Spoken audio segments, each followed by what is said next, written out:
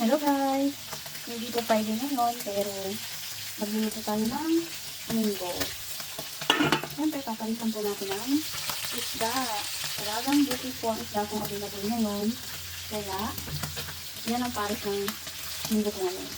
So, meron po ako ditong gulay na alokbati, dahon ng ampalaya, ayan sa guys, dahon ng ampalaya, at saka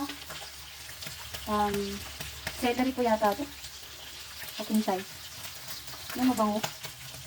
Celery. Magkakamukha kasi guys yung wansoy, celery, celery, so celery. Ito yung wansoy, iba yung amoy ng wansoy. And then, ito yung bunga ng ampalaya.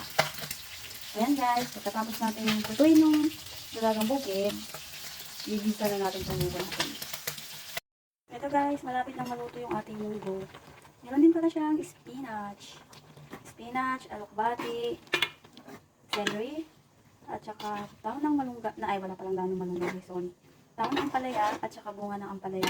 So, solve na sana siya, kaya lang, wala siyang dahon ng malunggay. Pero okay lang guys, marami naman na itong gulay na nilagay ko. Sari-saring gulay na din naman to. So, pwede na rin. Ang bango po guys ng celery. Paparis natin dito sa dalagang bukid.